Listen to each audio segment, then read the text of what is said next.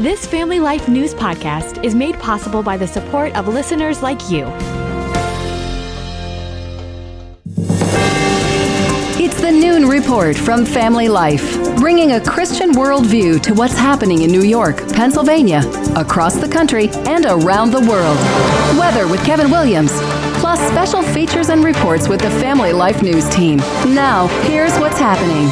Good afternoon. Thanks for checking in. We've got more icky, sticky, uggy, buggy weather to contend with to start your work week. It's been really hot. Sure has. Correspondent Ryan Chandler says 170 million of us are covered by heat advisories today. Texas and New York are going to feel pretty similar today, which is never what you want to hear in late July, as this summer scorcher only continues. Call it the Great American Bake Off. Daytime highs for us will hover within a few degrees of 90, but it'll feel even warmer than that when you factor in the humidity. Kevin Williams lets us know when we can catch some heat relief coming up in that forecast. President Trump calls it the biggest trade deal he's ever done, a new trade deal with the EU. It imposes a 15% tariff on imports from our largest trading partner, the European Union. EU Chief Ursula von der Leyen says this deal averts a transatlantic trade war. It will bring stability. It will bring predictability. That's very important for our businesses on both sides of the Atlantic. As part of the deal, the 27-nation EU will purchase $750 billion worth of American energy and make $600 billion in new investments in this country. Israel's opened up a food corridor in Gaza and is airdropping emergency aid along with Jordan and the UAE to starving Palestinians. The IDF is pausing military operations in Gaza so desperately needed food can reach civilians. Trey Yingst with Fox News. Still, with around 2 million hungry people, this aid isn't expected to significantly alleviate the suffering. Humanitarian officials fear a third of Gaza's inhabitants are on the brink of starvation. President Trump says the U.S. has already donated $60 million in food assistance. That's an international problem. It's not a U.S. problem. It's an international problem. And we're giving a lot of money and a lot of food and a lot of everything. If we weren't there, I think people would have starved, frankly. He says a lot of the food sent to Gaza is being stolen by Hamas terrorists. The president talked more about the Israeli-Hamas war today in Scotland when he met with British Prime Minister Keir Starmer. Random act of violence. That's how police are describing that stabbing spree over the weekend at a Walmart in Traverse City, Michigan. Sheriff Michael Shea says a man with a pocket knife started attacking people near a checkout aisle. Based on the information that we have at this time, it appears there were random acts, that the victims were not predetermined. 11 were hurt, including a Walmart employee. The 42-year-old suspect is facing terrorism charges. Police say he was a man with a history of violence, mental illness, and drug addiction. Problems with the landing gear caused an emergency evacuation in Denver Sunday. Reporter Elise Preston. With smoke billowing from American Airlines Flight 3023, passengers escaped using emergency slides onto the Denver airport runway. 23 is boarding on the runway. Just moments after the Boeing 737 MAX was traveling down the runway at 146 miles per hour. What a scene that was. The plane blew a tire, causing thick black smoke on the runway at America's sixth busiest airport. One person was hurt. There were 173 passengers and 6 crew members on board. Still to come on the Noon Report for a Monday. Baseball Hall of Fame, back to school shopping, and state budget stalemate. Good afternoon. I'm Kevin Williams. The heat is on. I've got the numbers in the complete forecast up in 10 minutes. All right, Kevin, we'll look for you then. In the meantime, let's check the stories making news where you live, all across New York and Pennsylvania. The wave pool at Hershey Park has reopened after last week's tragic drowning that claimed the life of a 9-year-old girl. Hershey Park closed the pool all day Friday out of respect for the family. There were 10 lifeguards on duty at the time. Governor Shapiro's issued a statement saying he and his wife are praying for the victim's family. The threat of tariffs is playing a role in back-to-school shopping. Catherine Cullen with the National Retail Federation says moms and dads began that yearly spending spree earlier than usual this summer. Everyone is just dealing with a lot of uncertainty when it comes to whether or not prices are going to go up or not. Cullen says nearly 7 in 10 back-to-school shoppers started buying items in early July. We're seeing a record number of shoppers shopping early. Consumers are trying to get ahead of any price increases and really plan ahead this season. Shoppers are expected to spend about $850 per family on clothes, school supplies, and electronics this year. That's down about 2% from last year.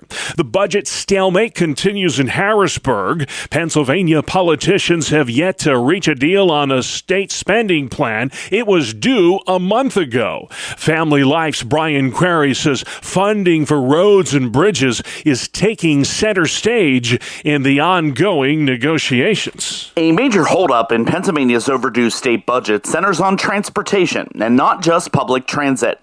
Top Republicans say they won't support new funding for trains and buses unless roads and bridges get a boost also. A House-passed bill would authorize $500 million in debt for highway repairs and create a commission to study long-term funding solutions. Meanwhile, Governor Josh Shapiro is proposing to gradually end the transfer of gas tax dollars to state police, freeing up $750 million over 5 years for infrastructure. Brian Query, Family Life News. Thank you, Brian. Starting in January, all new building constructions in New York, including homes, must be all electric. Phil Nanula with the Buffalo Niagara Building Association says this mandate will price people out of new homes. It's been difficult to get anyone to really listen to any logic on the problems that this poses to us as builders. It was going to create about a $20,000 increase in the cost to build a home. The all-electric heating and appliances mandate was made possible by the controversial 2019 Climate Leadership and Community Protection Act. Existing buildings are not affected by the new requirements, even for renovations. A Pennsylvania state senator wants to end emissions inspections in the Keystone State. Annual emissions inspections are only required in 7 of Pennsylvania's 67 counties. And now Senator Wayne Langerhulk from Cambria County wants to end the requirement for emissions inspections entirely. He says his bill eliminates a costly burden on motorists and will soon be unnecessary with the Trump administration moving to repeal federal standards. SB 35 and SB 149 have made it through the Senate and are now sitting in a House Transportation Committee. Sarah Harnish, Family Life News. Thank you, Sarah. A bridge demolition project will be causing some closures on Interstate 81 near Syracuse over the next couple of weeks. Starting today, I-81 northbound is shut down between exit 16A and exit 17. Southbound lanes are shut down between exit 17 and the East Glen Avenue on-ramp. The East Glen Avenue Bridge is being knocked down as part of this I-81 viaduct project. There's an alarming new scam popping up in Pennsylvania. Imposters are pretending to be Microsoft support personnel. Once inside your computer, they con you into parting ways with your hard-earned cash. In some cases, these scammers even send couriers directly to victims' homes to collect that cash. They're trying to make this as convenient as possible, telling people they'll have a carrier come to pick up the money. Huntington County District Attorney David Smith says he's also seeing an uptick in the use of artificial intelligence to con Pennsylvanians. I've been made aware of scam artists using AI where they can impersonate or sounds very much like your loved one, and then they also kind of build in a cover story saying they were in an accident. Smith says the con artists often tell victims their loved ones have been arrested and they need money to bail them out, but it's all a ruse. Don't be conned, says the DA. If you're receiving those calls, if you're getting those letters, if you're getting, where your computer's locked up, do not give money. Call the police. I'm going to say that again. call the police, let the police become involved. A new poll out today suggests nearly 1 in 4 Gen Zers regret their decision to go to college. It's not just that they're dissatisfied with the path that they chose. Many of them are stuck with a 6-figure student loan debt. Mike Rowe, host of Dirty Jobs on the Discovery Channel, says that student loan debt There's going to be a millstone around their necks for a long, long time. And that is a tragedy. And they were sold a bill of goods in a silly cookie cutter way. Rowe says rising tuition costs and the changing job markets made pursuing a college degree less attractive to a growing number of younger people. It was standing room only in Cooperstown Sunday for the Baseball Hall of Fame induction ceremony. Pitchers Billy Wagner, CC Sabathia, and Japanese juggernaut Ichiro Suzuki were all immortalized. Baseball taught me what it means to be a professional, and I believe that is the main reason I am here today. Suzuki's the first Japanese player ever enshrined in the Hall of Fame. I could never imagine as a kid in Japan that my play would lead me to a sacred baseball land that I didn't even know was here. Left-handed reliever Billy Wagner pitched for 5 teams over his 16-year career. He says hard work and dedication is what punched his ticket to Cooperstown. I wasn't the biggest. I wasn't supposed to be here. There were only 7 full-time relievers in the Hall of Fame.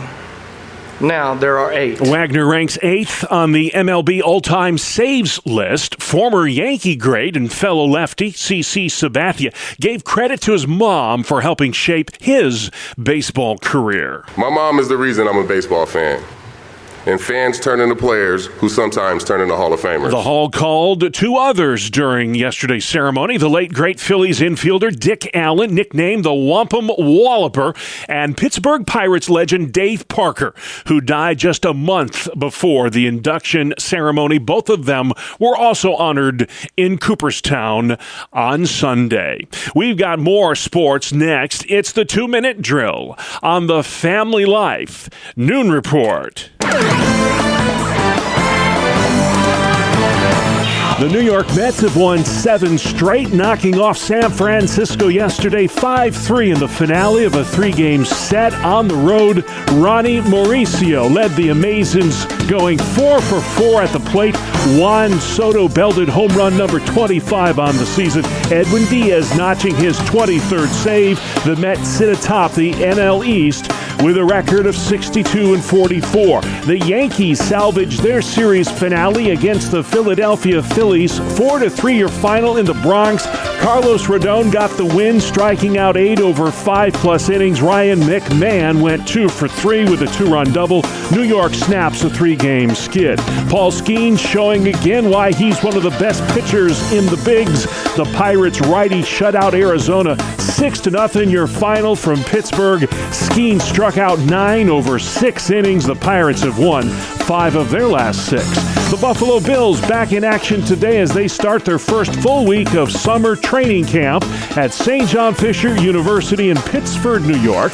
On Friday, the squad will practice at Highmark Stadium for their annual Return of the Blue and Red game. Camp at St. John Fisher ends August 7th. Bubba Wallace crossed the checkered flag just ahead of Kyle Larson to take home the win at the Brickyard 400. He is the first black driver to claim victory at that historic racetrack. At the Family Life Sports Desk, I'm Bob Price.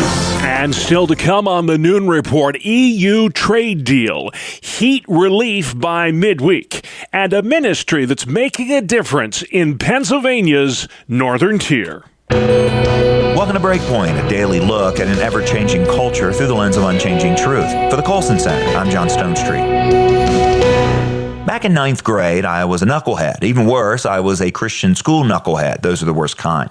6 days a week between that Christian school and the church that operated it, I was in the same building, hearing the same Bible lessons, often from the same people. In fact, it was sometimes difficult to know where church ended and the school began. Church projects would often become school projects, and students often became church volunteers, although not always voluntarily. That's how I met Miss Omega Buckner on the last day of school before Christmas break in December of 1990. We expected a party, but instead, our Bible teacher, who was also our pastor and principal, announced that our Bible class was being sent out to visit the elderly shut-ins from our church. The only thing we wanted to do less than academic work on the last day of classes before Christmas break was to visit old people we'd never met. And so I was paired with my friend Brian, who also shared my disdain for the assignment. I've got an idea, he said. We'll go visit one of the people, but say that we couldn't find the other person's house. That way, we'll be done early, and then we can go to the mall and meet some girls. So that's what we did. The name that we did not throw away was Omega Buckner. She lived down a windy rural Virginia road in a small little apartment built on the end of her grandson's farmhouse. There we were, an 11th grader, a 9th grader, an 89-year-old widow. We didn't have a lot in common. And just when we thought it couldn't possibly get more awkward, Miss Buckner suggested, well, let's sing some Christmas carols together. So we stumbled our way through Silent Night, and she decided that one carol was enough. Well, Miss Buckner, Brian then said we'd best be on our way. Yes, I lied. We still have another person to visit before heading back to school. Before you go, she asked, could we pray together? Now, at that point in my life, I'd heard thousands of prayers, but I had never heard anything like this. Miss Buckner spoke to God as if she knew him, with a confidence and a humility that only comes when you know you're actually being heard. 2 years later, sometime in late November, I woke up one day just thinking of Miss Buckner. To this idea, I have no idea why. All I knew at the time was that I just had to go back and visit her. So I knocked on her door. Miss Buckner, you probably don't remember me, I said, but 2 years ago I came here with my friend Brian.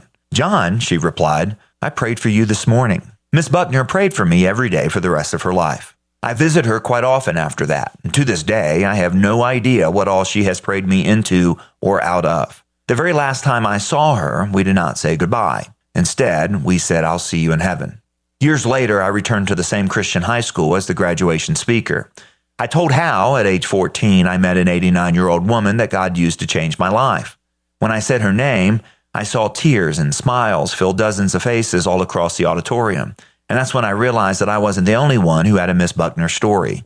The new film Truth Rising describes the cultural upheaval that defines this civilizational moment. The question for us is the question for believers in every time and every place. How can we be the people of hope and renewal that God has called us to be?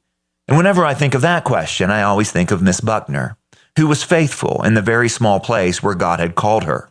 And I'm so grateful that she was. Please don't miss the global streaming premiere of the new documentary film Truth Rising, which features Os Guinness, Baroness Philippa Stroud, Ayaan Hirsi Ali, Neil Ferguson, Konstantin Kisin, Chloe Cole, and others. The launch date is Friday, September the 5th. The film will give you a better idea of what's really happening in this civilizational moment, as well as what it means for us to be the kind of people that God's called us to be. Visit truthrising.com/Colson to learn more. That's truthrising.com/Colson. For the Colson Center, I'm John Stonestreet with Breakpoint. Thank you, John. Outside we go, Kevin Williams. Here is your family life weather forecast for this afternoon. It's hot, it's hazy, it's sunny for the most part. High temperatures mid-80s to mid-90s. Tonight mainly clear, low temps 60s and low 70s. Mostly sunny, hot tomorrow. High temperatures not far from 90. Some variable cloudiness and muggy on Wednesday. A couple of scattered showers and thunderstorms around. High temperatures on Wednesday in the 80s to near 90s. Air that you wear, as Kevin likes to say. Thank you, sir. This is the Noon Report. I'm your host, Bob Price. Lots to get to. Monday, the 28th of July. Emergency aid is flowing into war-torn Gaza today as millions of hungry Palestinians face starvation as a result of the Israeli-Hamas war. Trey Yingst with Fox News. Over the past several days, hundreds of aid trucks have made their way into the Gaza Strip, and much of that aid that was stuck along the border inside Gaza now distributed by the United Nations. Reporter Linda Gradstein has more from Jerusalem. Israel also airdropped aid into Gaza and said it would stop fighting in certain parts of Gaza for 10 hours each day to allow more aid in. Airdrops have been criticized by humanitarian organizations as expensive, inefficient, and dangerous. President Trump says Hamas has been stealing a lot of the food meant for Gaza's civilians.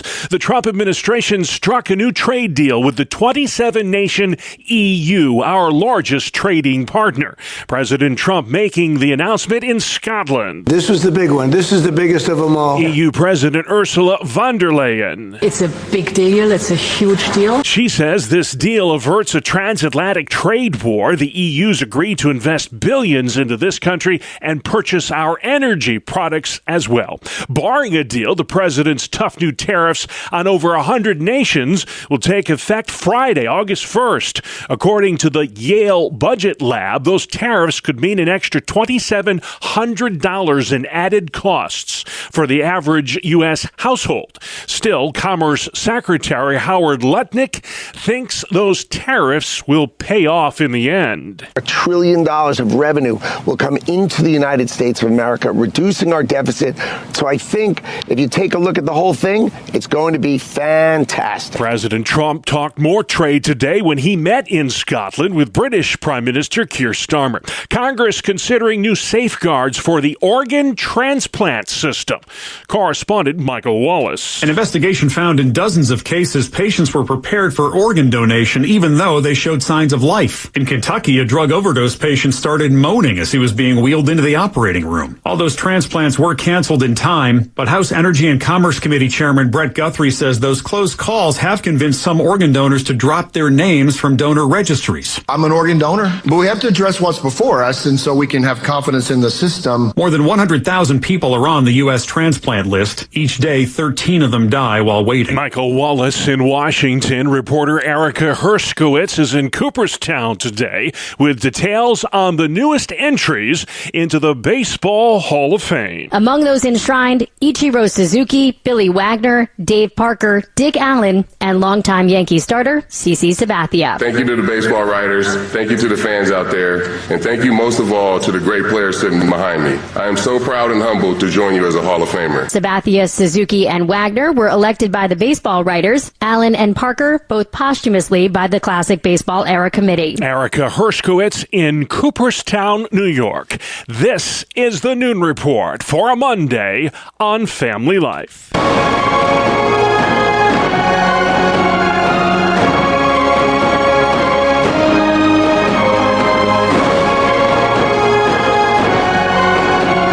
This is Missions Pulse on Family Life.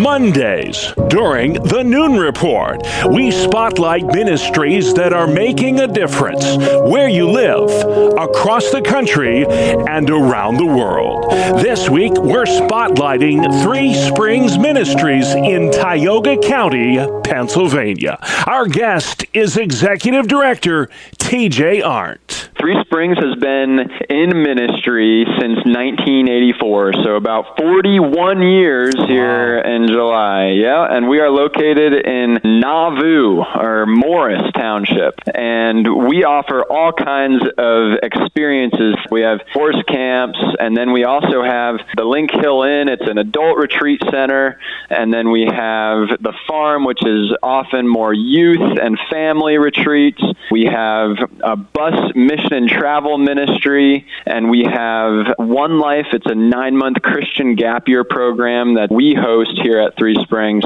And then we also now have the new Rush Recreation Center. It's a full gymnasium with an indoor rock wall that we have been using for all sorts of activities, for community events, sporting events, sports camps to come, and lots of exciting new things that this space is offering for all of our activities that we have here. That's amazing. So is there an off season at Three Springs? It sounds like you may be going year round here. Is that true? Yes. There's not really an off season. We often say it's just a different kind of busy during different parts of the year. Sure. I'd like to know a little bit more about your adult retreat center. How does that work? Yeah, so the Link Hill Inn is a space that we provide for different churches or other organizations that are looking for maybe a more higher end quality experience when it comes to meals. It's a Victorian mansion with beautiful accommodations, and so all of our things that we offer here at Three Springs are all with the intention of creating a space for people to meet with Jesus and each other. And we often host marriage retreats at the Link Hill Inn, or small groups from churches, or different things like that. Wow. Now, this gap year project, I never knew what a gap year was until my daughter said, I'm taking a gap gap year off from your senior year of high school to college. And that was new to me. I'd never even heard the expression, but is that kind of what this One Life gap year project is geared towards, that space between high school and college? Correct. We believe that the years of 18 to 20 are critical years of students' lives, just setting the trajectory for where God might be leading them. The One Life discipleship program is all about developing character, calling, and relational wisdom, growing in what it means to be self-aware, others-aware, and God-aware. Where do we find ourselves in this big story that God's been writing? And so we have about 32 students here on the property for 9 months of the year. They do a lot of travel, experiential learning. There is classes, there's professors, business leaders in their fields, and just professionals in fields that come and talk.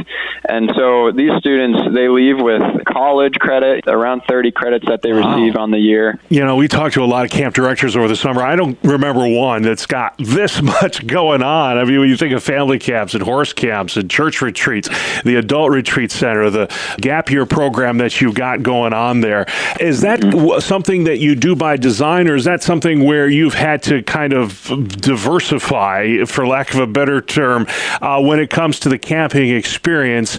Because let's face it, camping has evolved over the years. When I was growing up, it was, pitch a tent and build a fire, and that's camping. Now, you've got all these amenities that go along with it. Talk, if you would, a little bit, TJ, about why having all these different facets of ministry at Three Springs. So we often say here at Three Springs that we capitalize on small. It's a lot of different things happening, small groups that are intentional for a quality experience, and we find small communities where really special things happen. Why do we do horses, right? Or why do we do mission and travel? Why did we build a gym that has a 40-foot rock wall and basketball and all the different activities? Why do we do all these things?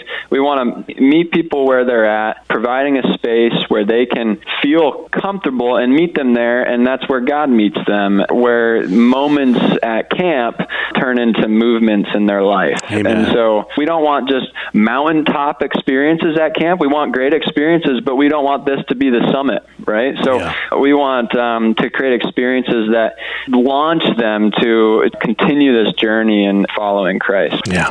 Well, there's these things called smartphones that distract kids these days, and now so much of their lives are wrapped up in those digital devices. Before all of this, before we had smartphones, camping was a big thing in the summer for families. They would pack up the van or the station wagon. I don't know if they have station wagons anymore. And they'd head off to camp for a week or whatever in the mountains or at the lake. I'm wondering, TJ, is camping as big a deal today in 2025 as it was in years past? We've definitely seen it change. And, we recognize that God never changes, right? But change is actually one of Three Springs' core values. We want to change and adapt our methods of reaching people, our methods of ministry, recognizing that our God never changes within that, and the truths of His Word never change.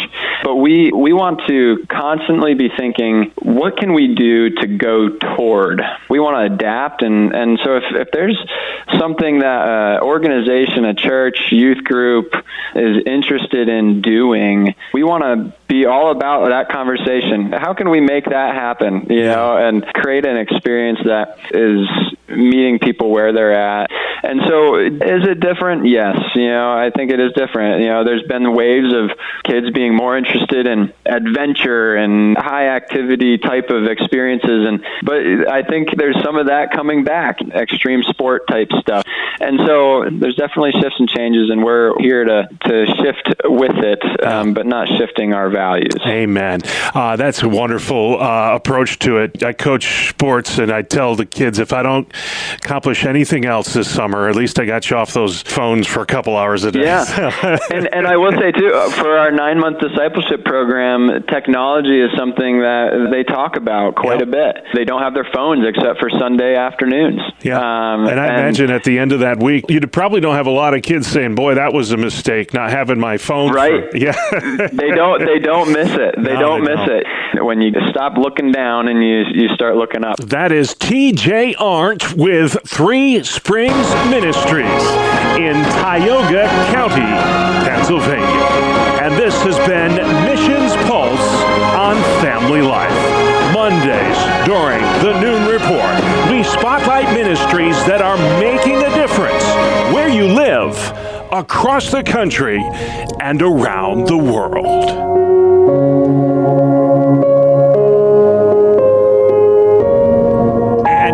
Subscribe, listen to, and share all our Missions Pulse features at Apple Podcasts, Spotify, YouTube, or our website, familylife.org. Good afternoon. Here is your Family Life regional weather forecast. We'll be in the grip of a tropical air mass over the next couple of days. Changes later in the week will arrive with a cold front that'll bring some showers and rumbles on Wednesday, and then a break in the heat Thursday, Friday. But for this afternoon, it's hot, it's hazy, it's sunny for the most part. High temperatures mid-80s to mid-90s. Tonight mainly clear, low temps 60s and low 70s. Mostly sunny, hot tomorrow, high temperatures not far from 90, and variable cloudiness and muggy on Wednesday. A couple of scattered showers and thunderstorms around.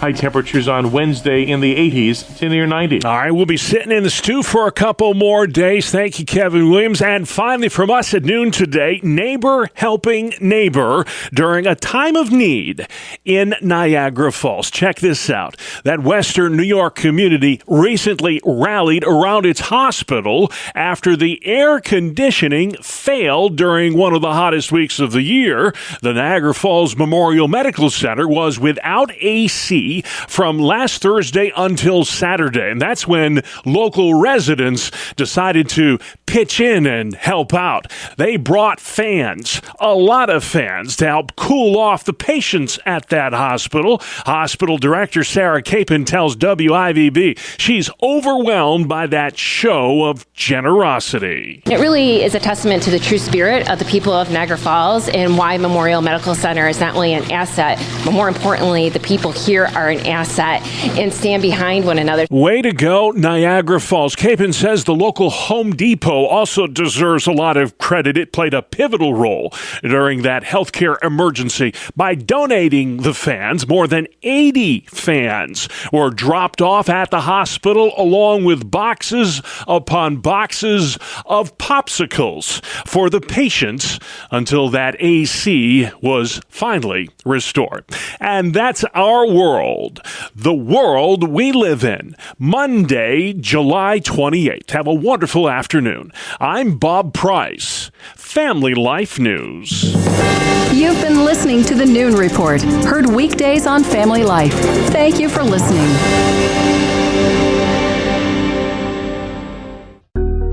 Thank you for listening to this Family Life News podcast. If you've been encouraged by what you've heard, please share it with others and click the subscribe button to automatically receive future episodes. Family Life is a listener-supported ministry. Podcasts like this are made possible by your financial partnership. Find out more at familylife.org.